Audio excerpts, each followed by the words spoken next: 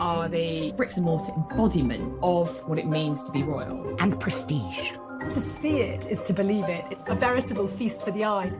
Packed to the rafters with incredible secrets.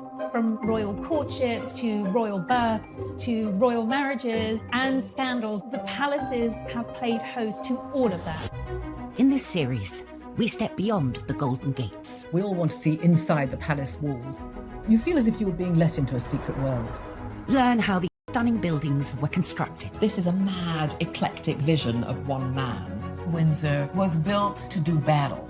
It's best not to get locked in one. You don't know when somebody's going to come and let you out. Unveil their spectacular artworks. The royal collection is simply stunning. The story of a tiara is like a spy mystery. We can only imagine how excited the Queen must have been. Delve into their gruesome histories. Frankly, if you're going to cut the head off a king, it's got to be done in a palace. And revisit recent events that have shaped the modern royal family. I could see that his legs were trapped. Camilla was one of the most unpopular women in the country. To see those images of the castle in flames, there was an emotional impact for the nation. This is The Secrets of the Royal Palaces.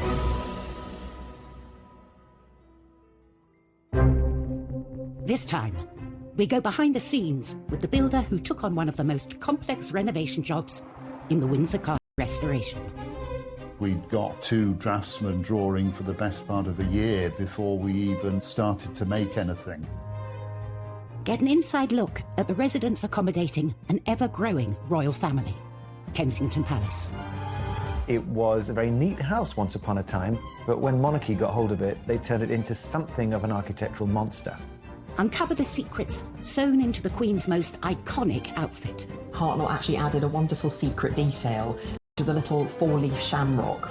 We discover the most bizarre palatial presents the Queen has ever received. She was given a crocodile, and Sir Martin Charteris, her private secretary, had to put it in his bath on Britannia. And we reveal the castle with the 16th century murder mystery that went horribly wrong. It was going to be the perfect crime. Kill Darnley, blow up his house, no one will be any the wiser. The royal palaces serve as a permanent reminder of the history and influence of the British monarchy through the ages.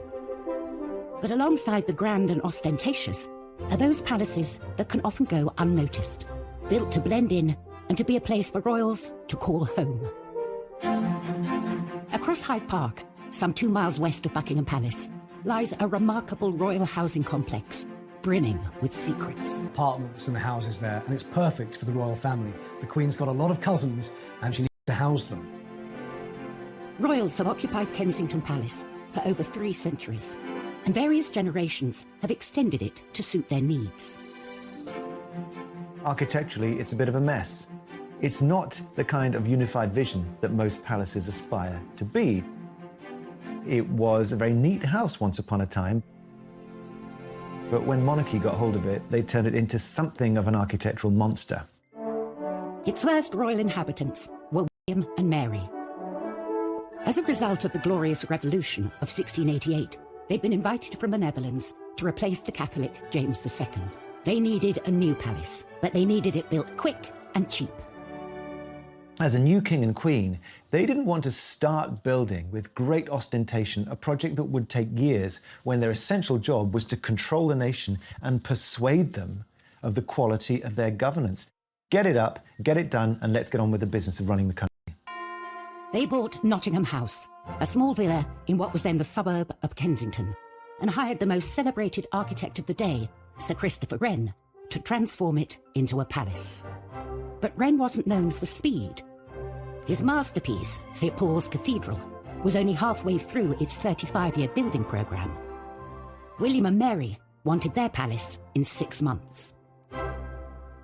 Mary wanted a palace to be built around that house by Christmas. And this was a phenomenal task to ask of Christopher Wren and all his collaborators. It was a bit of a bodge job, really. It was about trying to extend and build on what was already there and do so very, very quickly.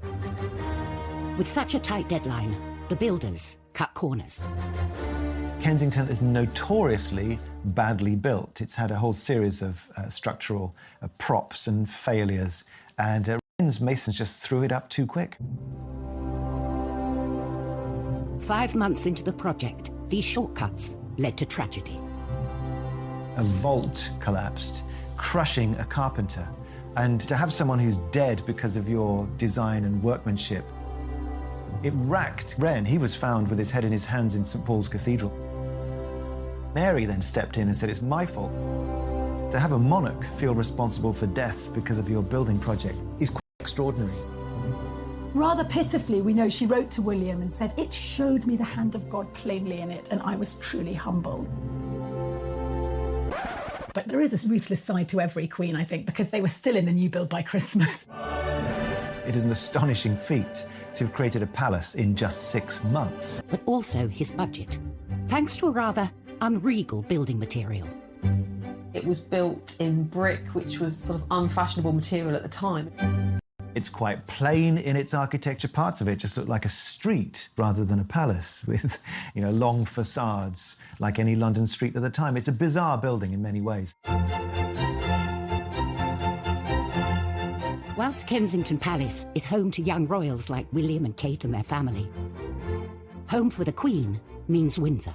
I think probably almost more than anywhere else, it is her home. This is where she's spent a huge amount of her childhood, adolescence, and now it is her haven. But at 11:30 a.m, on the 20th of November 1992, the Queen's lifelong home was thrown into chaos when a small fire started in her private chapel in the northern corner of the castle. Windsor Castle was being rewired, and there was a light which caught one of the heavy curtains and went up in flames immediately. And within minutes, the blaze had taken hold. In total, 225 firefighters were called to the scene, with 36 vehicles battling to save the palace. It could be seen for miles and miles around, and of course it seemed like there was a symbol of the monarchy burning. To see it in flames, I think, did have an emotional impact for many people in the UK. And no one felt that impact more than the Queen herself. The Queen was at Buckingham Palace and she was informed about the fire, and she got to Windsor as soon as she possibly could. She arrived to find the palace she calls home burning out of control. It was clear to see that it was very distressing for her, watching the fire sweeping through and people desperately trying to tackle the blaze. As firefighters battled to bring the fire under control, the royal family leapt into action and helped organise a rescue mission to save the castle's many priceless treasures from the path of the raging flames. They formed a human chain, masterminded by Prince Andrew, who knew every inch of that castle. As a child, he'd explored it, and he knew where all the secret back passages and everything else were. The Queen was shocked, but she is pragmatic. She gets on with it, and she realised that she had to be part of the effort to save what they could. And they did. The royal family were part of the chain there to get stuff out. We can reveal that in the end, only 2 works of art were lost in the fire. The blaze took 15 hours to bring under control. What had started as a small electrical fire in the royal chapel had spread outwards into 2 of the palace towers and totally destroyed in rooms, had been completely destroyed. It was so dramatic and so terribly sad. And the next day, the Queen surveyed the ruins, and as she walked through the charred remains of some of her possessions, she seemed like a little old lady, who had lost something so treasured to her. Despite the devastation, the plan to rebuild started straight away. There was a competition for the redesign, won by a firm of architects who worked with oak specialists, Venables Brothers. We'd got 2 draftsmen drawing for the best part of a year before we even started to make anything. Initial reports suggested repairs would cost up to £60 million. It could take 10 years for the castle to dry out. Once you've got the job, you realise the size of the task that you've undertaken. And the question of exactly what form the reconstruction would take involved some controversial decisions. The Queen and the Duke of Edinburgh really were in charge of the restoration. They had a dilemma. Do they try and restore rooms back to exactly how they were? Could they even afford that? or do they do something different? My blood pressure went up and I think I went grey in the process. Coming up on Secrets of the Royal Palaces, we reveal the secrets of the Tudor toilet. Going to the loo with Henry VIII was the top job in the Tudor court. And we go behind the scenes of the greatest historic building project ever attempted in 20th century Britain. The design that they came up with was absolutely stunning and probably the most complicated piece of oak joinery we've ever been involved in.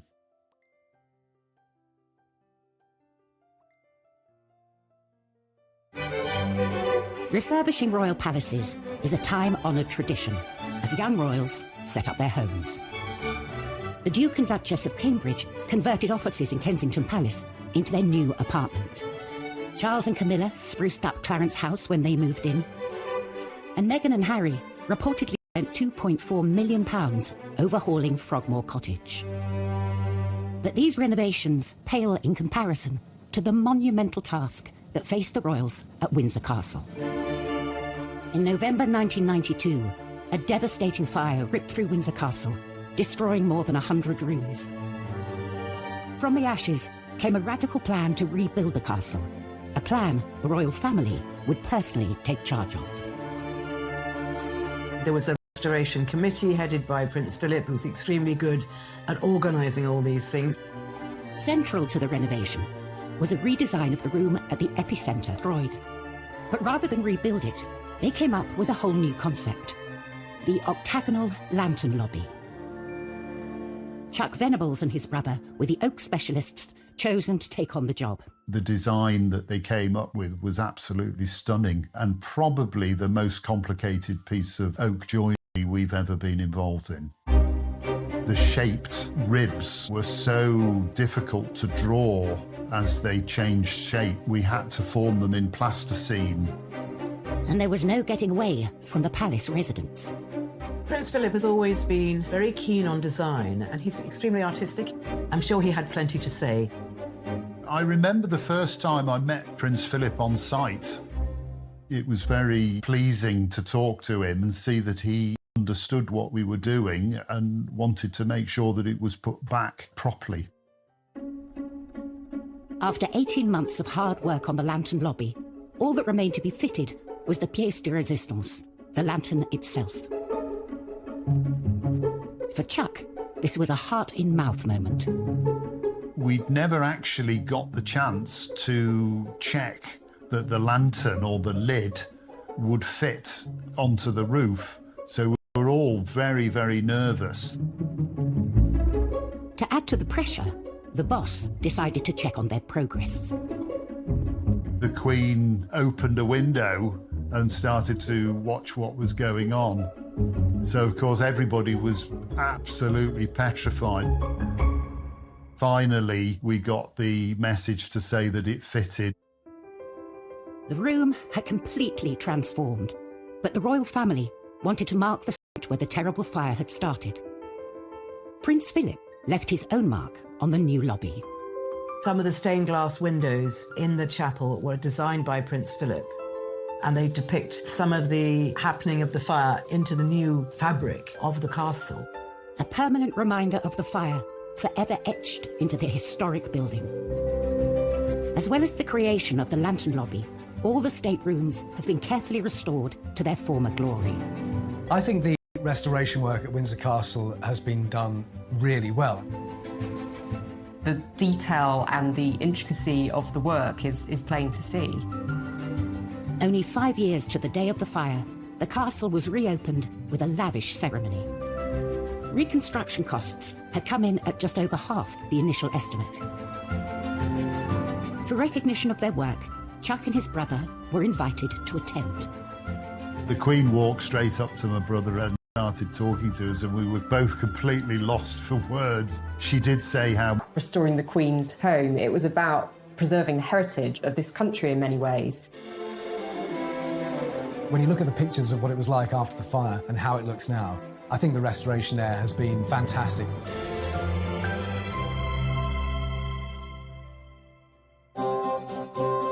From the glitz and showmanship of a palace stateroom to the rather less glamorous, but no less essential, palace toilet.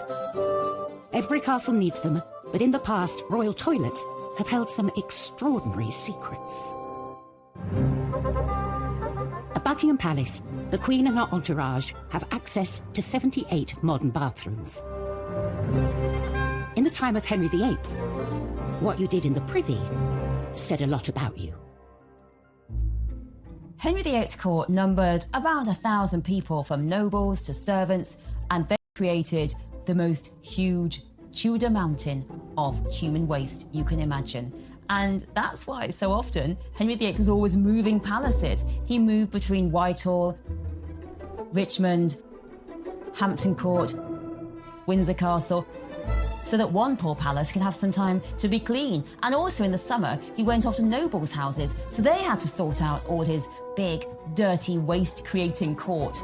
And apparently within a couple of days of the palace being filled by the courtiers, already the walls were black, it was sooty, it was grimy, and there was lots of unwashed bodies.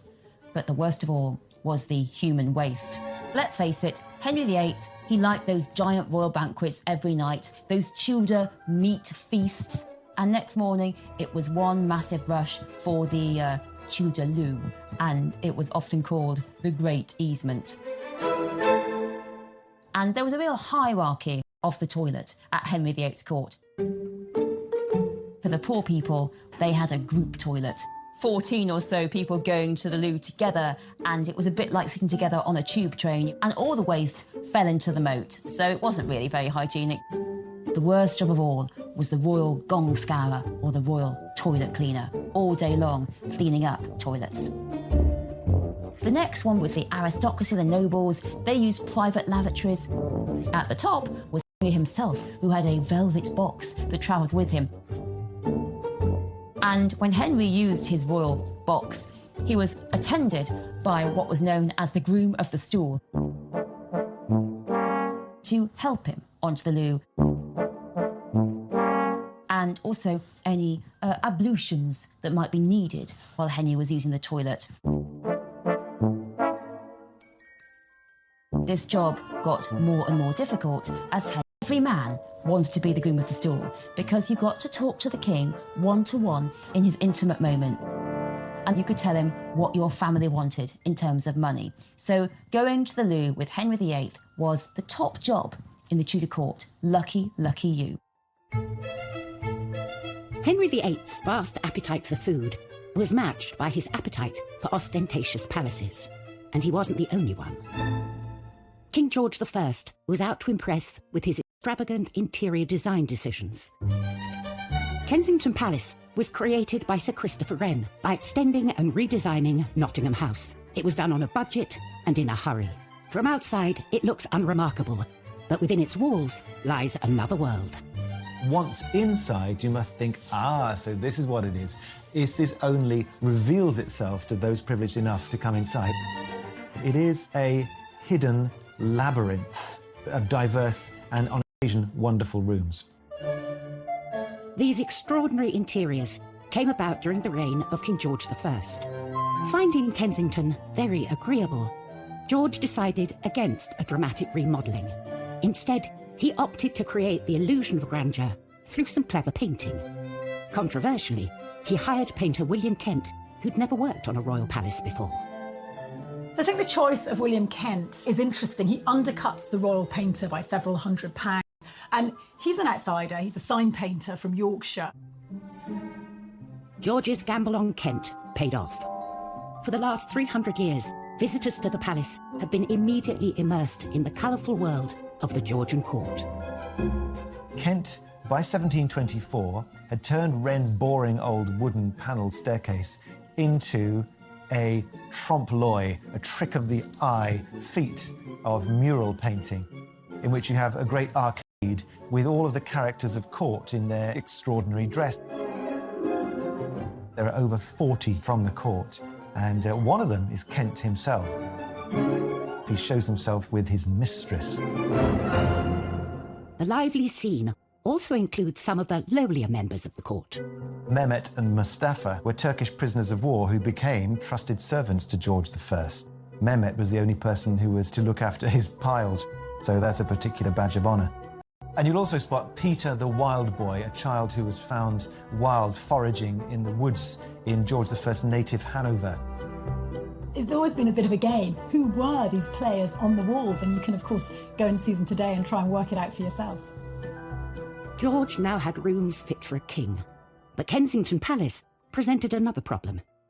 There was no room to accommodate his mistress. Melis's stick-like character was known as the Maypole. The Maypole had to have new accommodation, so the masons arrived, the brickmakers, and up was thrown a new courtyard for her accommodation. With her self-contained apartment complete, the king would visit the Maypole, regular as clockwork, between 5 p.m. and 8 p.m. every day. In many ways, I suppose George I might be said to be a king who had his cake and wanted to eat it.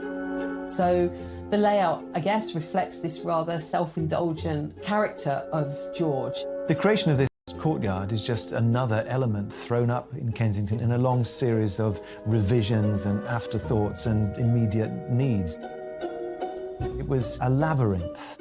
Later generations have made good use of George's additions to Kensington Palace. In 1981, Charles and Diana moved into the same building that had been home to the Maypole. After Diana's death, the apartments were converted into office space and staff quarters, and haven't had a royal resident since. Coming up in Secrets of the Royal Palaces, we reveal the strange practices that went on in the Kensington Palace orangery. Queen Anne ended up using it as the place where she performed the age-old practice of touching for the Queen's evil. And we reveal the mysteries behind the Holyrood Palace murder. It gets a bit Cluedo, really, because beside Darnley was a chair, a rope, a knife, and 2 dressing gowns. What was that for?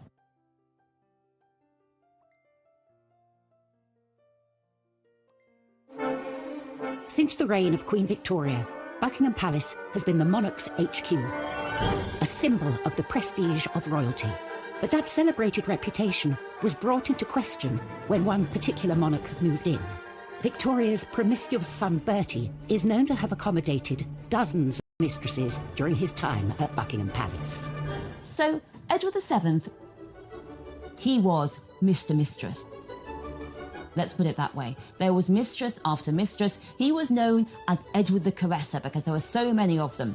And in Europe, well, that's when Bertie indulged himself with courtesans and the best ladies of the night. There is in Paris a special chair he used. It's the weirdest looking thing you can imagine. You sort of look at it thinking, how on earth did he use that?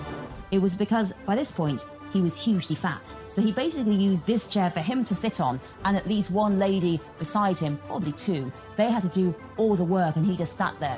The Playboy Prince of Wales became king in 1901 and took up his position at the grand and sophisticated Buckingham Pit with all the girls and finally focus on his long-suffering wife, Queen Alexandra. But that wasn't the case. He just carried on with the mistresses, and one he particularly let go of was Mrs. Alice Keppel. And what a coincidence, because she is actually the great-grandmother of Camilla, Duchess of Cornwall. Well, certainly Alice Keppel was a very successful mistress to Edward VII. He was always devoted to her, even though there were other ladies around. And the king had a very short reign because he was pretty old and pretty ill when he came to the throne. And when he was finally dying, Alice was brought to his deathbed. I mean, unimaginable. Apparently the Queen allowed this. The deathbed at Buckingham Palace should be so dignified, so solemn. And Alice gets hysterical, shouting, "What's going to become of me? Me!" and gets hustled away because of all the hysteria. I think the biggest rebellion Edward VII could ever make against Victoria and her vision of the moral monarchy was to have his mistress at his deathbed in Buckingham Palace. Buckingham Palace, like many others, belongs to the Crown, passed on from one monarch to the next. With so many palaces to their name, it's up to the monarch to decide who lives in them. There's one palace that's proved incredibly popular with the family and houses more royals within its walls than any other. Kensington Palace. For over 300 years, it's been something of a royal housing estate. Kensington Palace is one of the most populated palaces and also one of the most popular palaces with the royals. You've got the Cambridges at apartment 1A, Princess Eugenie and her husband Jack Brooks back there, and the Gloucesters. I mean, the royals are very much packed in to Kensington Palace. It's like a little royal village in the centre of Kensington. Over the centuries, the palace has been altered to accommodate the extended royal family. But its most impressive building wasn't built for a royal. Its purpose was to grow fruit trees in. The orangery was commissioned by Queen Anne in 1704. It was all about housing her exotic plants, in particular her citrus trees. She was very worried that they were going to get frostbite. But, you know, being a queen, she didn't just stick up a greenhouse. Anne instructed that her orangery should be both functional and beautiful. What she managed to achieve there was something harmonious, beautifully organised, very clearly functional, purposeful. It had ducts made of brick underneath the floor so that hot air would be swept in and would allow these oranges and citrus to grow throughout the winter. The interior had fine plasterwork, the exterior very beautifully modelled brickworks. It's a building designed to be seen.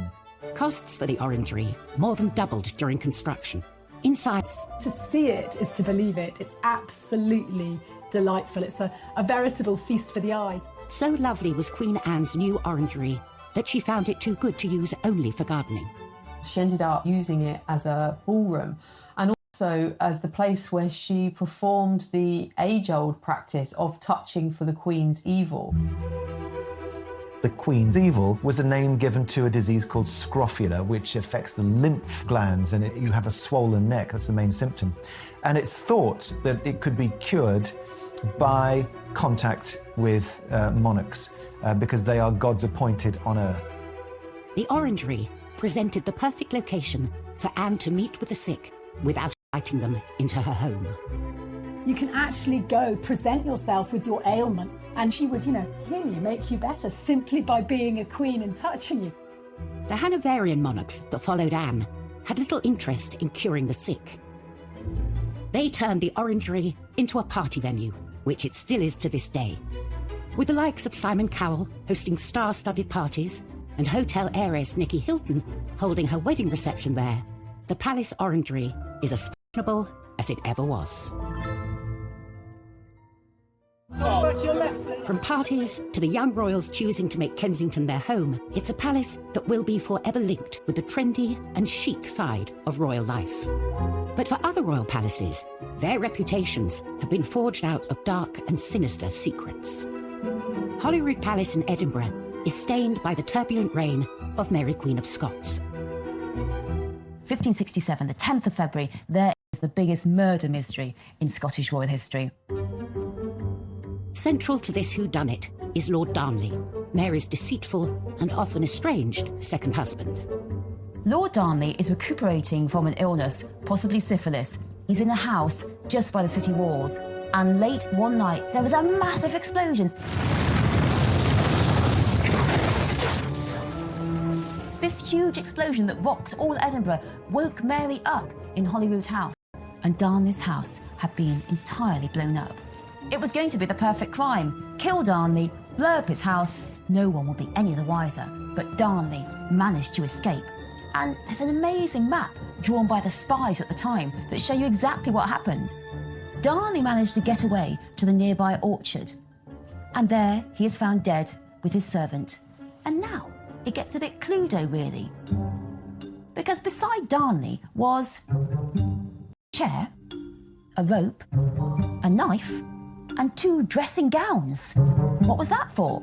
Well, what we think happened is that Darnley heard the dagger with him to stab and the dressing gown because he was just wearing his nightshirt, as was his servant. So, you know, you want to be a bit more dressed when you're fighting off some baddies.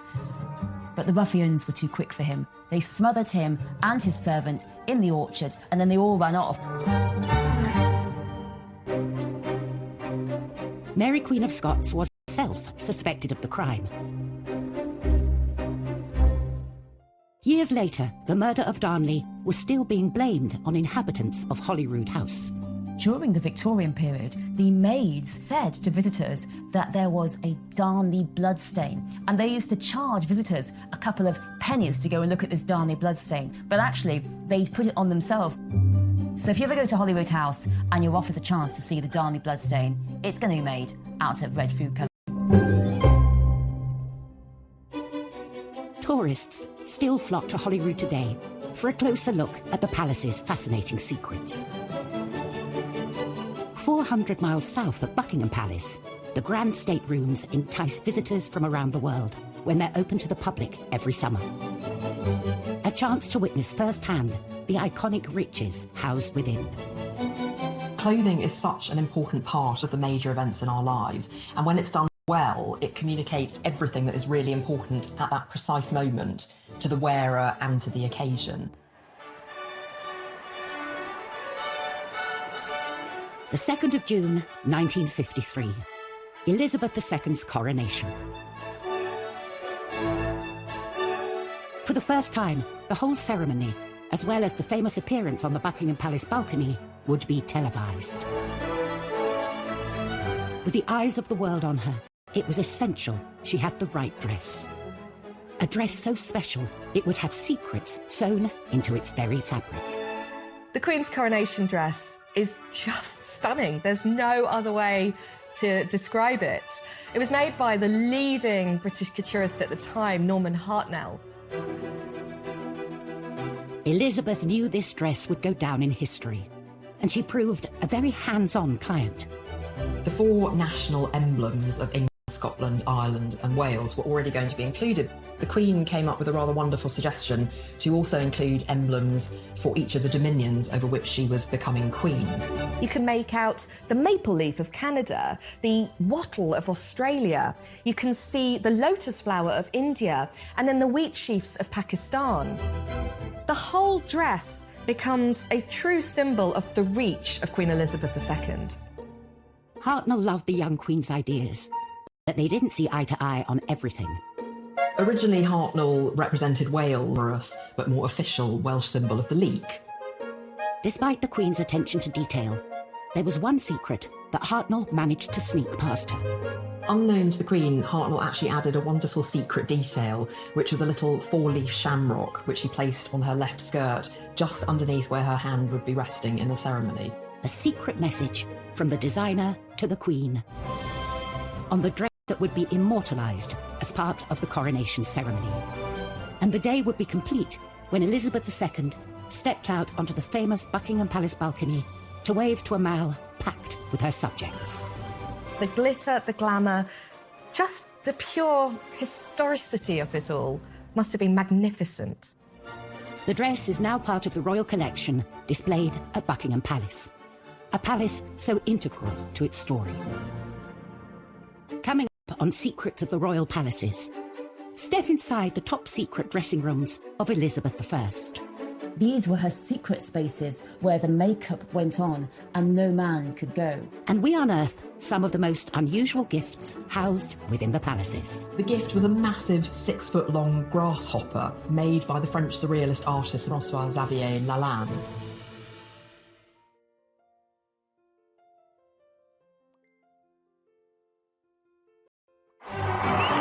Throughout history, royal palaces have been the site of official ceremonies and royal duties. But when the crowds depart and the cameras turn off, it's a different story. They become spaces where the monarch can put their feet up and truly be themselves. Space one particular queen would have been very grateful for. Elizabeth I, she's one of our most recognisable English monarchs. Bright red hair, this white skin, extravagantly dressed, all the jewels. She wasn't vain. The Queen did all this excessive amount because she had to. Her image was so vital to her. She knew that people had to see the Queen as majestic, as perfect, as healthy. Because if the Queen wasn't beautiful and healthy, it was thought that the kingdom wouldn't be beautiful and healthy. Protecting and preserving the regal image of the Queen became a top secret operation. Her palaces on the Thames, Windsor, Hampton Court, Richmond, Whitehall, whichever palace the Queen was holding court at, she had a suite of rooms called the Privy Lodgings, each more secluded from the court than the last. These were her secret spaces where the dress, where the makeup went on, and no man could go. Only her private ladies went with her, and they helped her with her makeup. The secret of what lay behind Elizabeth I's incredible image was one not to be revealed. Elizabeth's makeup was whiten the skin as a kind of face mask, came from what's known as Venetian ceruse, made of lead and vinegar. And on top of this, she wore a rouge, which was lead carbonate and lead hydroxide. And then she had these lipsticks made from ground alabaster. So she was ingesting all this toxic material through the skin. And we know now that these caused all kinds of side effects, digestive effects, insomnia, headaches and respiratory problems. She died aged 69, and I do wonder whether some of it hastened her death and made it more painful.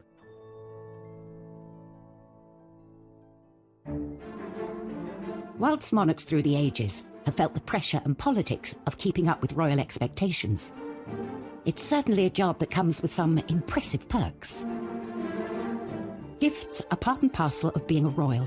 Cellars and storerooms at Buckingham Palace and Windsor are full of trinkets and oddities given to the Queen and her family over the years.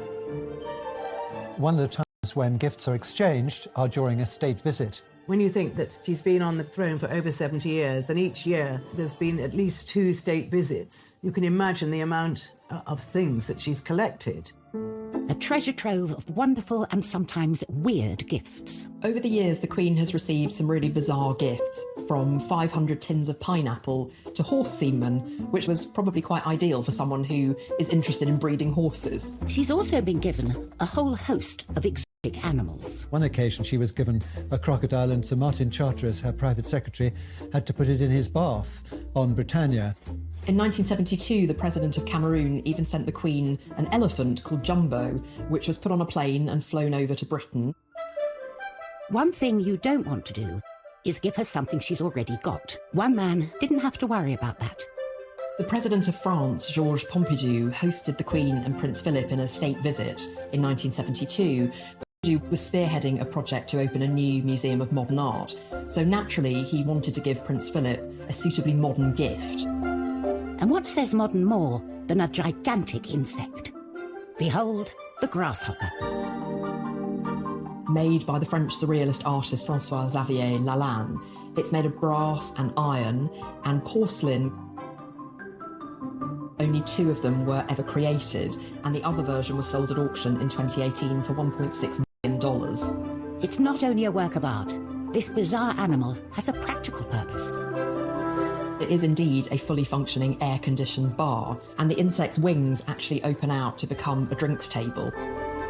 It's an incredibly fun period piece from the 70s, when having your own portable bar would have been the absolute height of cool. Today, the grasshopper is still standing guard. Philip was absolutely thrilled with it, and he wanted to put it in the drawing room, and he asked the superintendent whether he thought that was a good idea.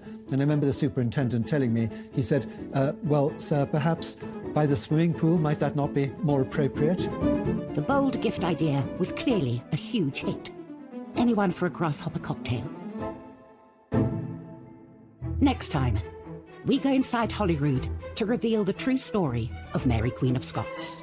The plays, the films that have been made about her extraordinary life, it's personified in that Northwest Tower. We uncover a royal fake that could be worth a fortune. What if the Queen's copy was actually worth £50 million? And a case of history repeating itself at Buckingham Palace. It was around 30 years before that Harry was seen on the balcony doing exactly the same thing to his cousin, Princess Beatrice.